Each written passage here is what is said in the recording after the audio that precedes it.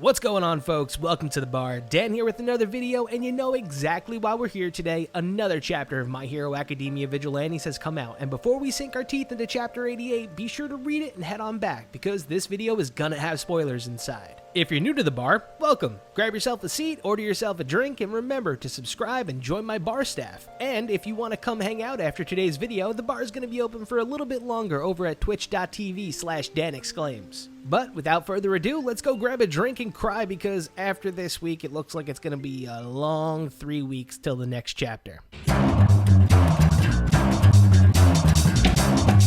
Okay, 3, 2, 1, let's go.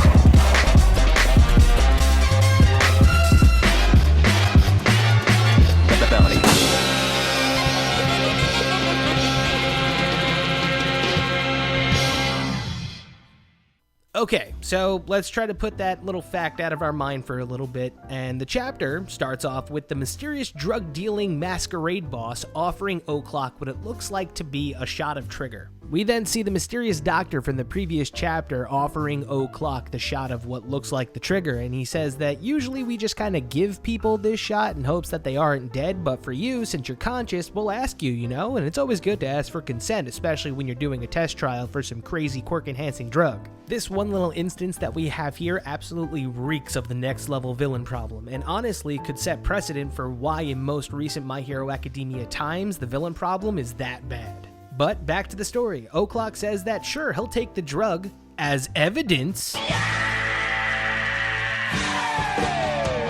The mysterious doctor then calls for his guards, and as he does, O'Clock activates Overclock, takes the shot of trigger away, and smokes everybody in the room, including Mr. Weird Doctor Guy here in the back. He's over there. See him? Afterwards, O'Clock takes pictures of the entire facility, and once he has enough dirt, he decides to leave. The thing is, as he decides to leave, he's caught up in the hallway once again with his opponent from earlier, Rappa. Rappa takes one look at O'Clock, and his suspicions were right. The last punch that he threw to take out O'Clock just hasn't sat with him right since, so he went to go check up on the guy. And upon seeing him, his suspicions were right. So he reaches behind his back, scares the shit out of O'Clock, and takes out a huge wad of cash. Rappa wants him to have half of the prize pool plus a bonus because Rappa's genuinely upset that somebody held back on him. Look, we know Rappa believes that throwing down is the only true way to understand how somebody feels, and when he was in the ring with O'Clock, it was like something that he had never experienced. So of course, he wants to fight this guy again, like right now. And what Rappa tries to explain is that, even though he's this young, grizzled kind of cage fighter, he knows when somebody genuinely enjoys getting into a brawl. And he saw it in Knuckle Duster's eyes, or he saw it in O'Clock's eyes, that this guy was somebody that genuinely enjoyed fighting. And O'Clock tries to explain to the young cage fighter that, brawls really aren't his style. He's a sneak attack fighter. It's what he does. Which is kind of funny because I'm pretty sure that's a parallel to what, Rock Nomura said to Compass Kid, the late and departed Compass Kid. God damn it. But yeah, it's kind of also drawing a parallel to the fact that Knuckle Duster does indeed adopt these qualities. I mean, he's pretty much Rappa when you think about it, without a quirk. He literally loves punching people in the face. And it's really fun to see O'Clock kind of be so contradictory, and he's saying, what he did was for the sake of the crowd to help deter any suspicion, and he goes on to state that jumping into the ring for another death match would just be outright stupid. It's just dumb. Rappa then looks at him and says, nah, and then says one of the most philosophical things I think he's ever said. And it's really true, life is boring without a little bit of stupid. If you go through it with nothing but smart moves, you'll find out that, later on in life, you're living just a moderately empty life with really no risk involved whatsoever. And at least to me, Rappa's words hit kind of different. The thing is, they kind of still don't faze O'Clock, and he states one final time that he will not face off against him. But idiots like him, they aren't that bad. Then Rappa looks at the old man and follows up with another right hook of Rappa philosophy and says, stupid, smart, reasoning is one thing, but it's the soul that decides love and hate. And when he fought O'Clock, he felt it. O'Clock loved every second of that fight. And when he acknowledges that, Rappa will be there for the deathmatch.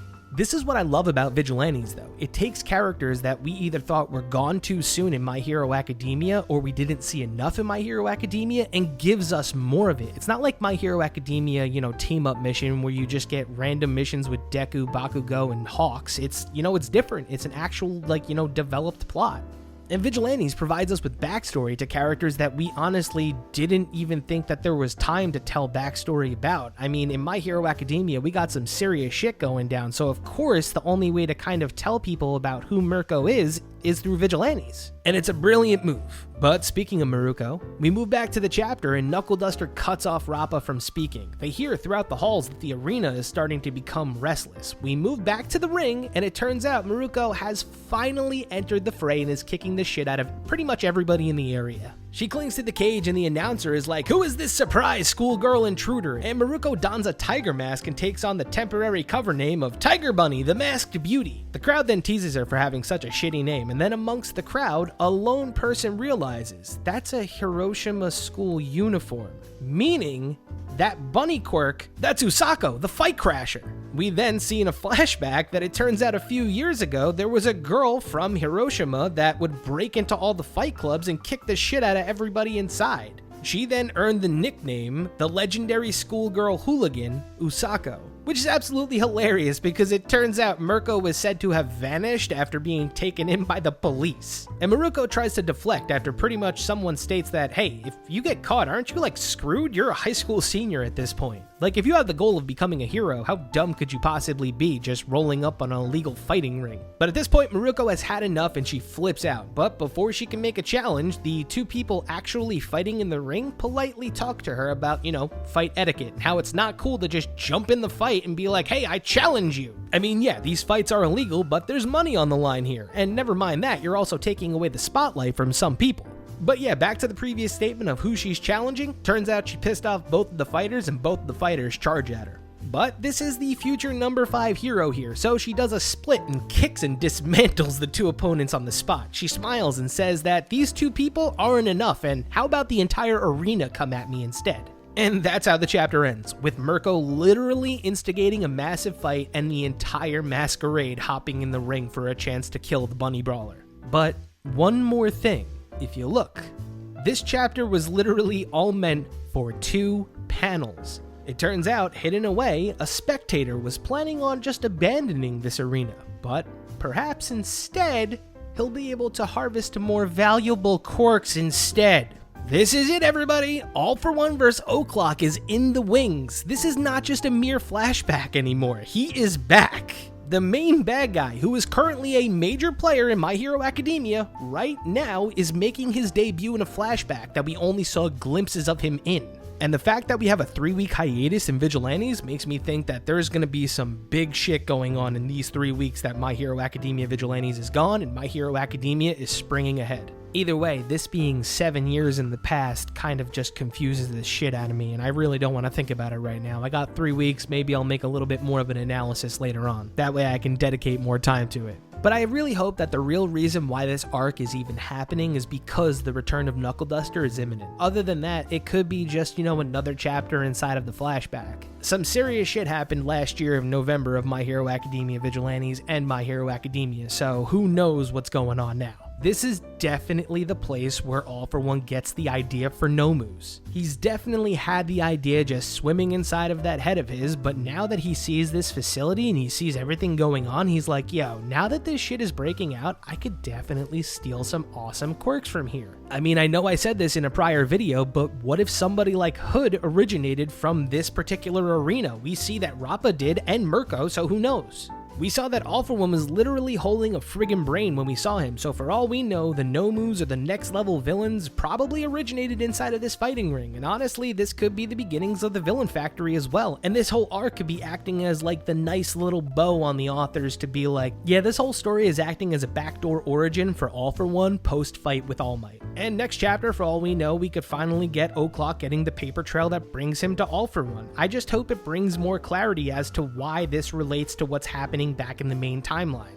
Also, we gotta talk about the many contradictions of O'Clock. When we see him as Knuckle Duster, he genuinely looks happier than how he looks as O'Clock. And we know from Rappa's conversation prior that he's absolutely right. Knuckle Duster loves fighting. He loves punching people in the face for the fuck of it. He fought a Racerhead in like the 2nd or 3rd chapter because he was like, oh, word, you wanna fight? Let's do this. So it's kind of funny to see that he's just one gigantic hypocrite when it comes to wanting to throw down, And the last thing that we're going to talk about today is Mirko, or Mirko. I'm sorry, just please tell me in phonetics how to say this damn name, it's killing me. Either way, with her being in My Hero Academia Vigilantes, there wasn't any way possible I wasn't not going to talk about her. And the fact that she shows up in Vigilantes not only tells us more about her character in general, but it also tells us about heroic society in general. I mean, we see that she's pretty much a juvenile delinquent. She gets into fights, she gets arrested by the police all the time, she breaks into underground fighting arenas just for the sake of fighting. And because of this, she's gotten into tons of trouble by just rushing into the fray. And I'm not saying that this set precedent for the future, but come on.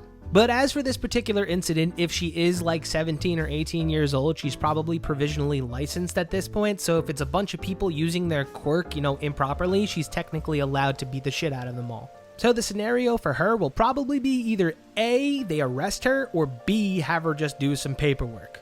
I mean, this also shows me that heroic society is willing to make compromises for who they bring in as a hero. So Mirko was a cage fighter once upon a time. Now she's one of the best heroes on the billboard. And even further shows me that, yeah, they are definitely lacking manpower because they needed a bunch of students from UA to help supplement them in the fight against the Meta Liberation Army. And who knows how severely outnumbered the heroes eventually became when they found out that a bunch of heroes betrayed the commission. But yeah, that's gonna about do it here. As for the next chapter, we gotta wait 3 weeks for the next one. That means November 11th. So, we get a chapter 8 days before my birthday. The big 3-0 is coming, everyone. That's right, get out the rocking chairs and the skeleton memes. I'm pretty sure all that's left now is to turn 50 and move into like an old folks community. If you enjoyed today's video, be sure to throw up a like. And the bar is going to stay open for a little bit longer, so if you're catching this during the premiere, be sure to head over to twitch.tv/Dan_exclaims. But if you're catching this on another time and I'm not streaming right now, I'll catch y'all later. Cheers.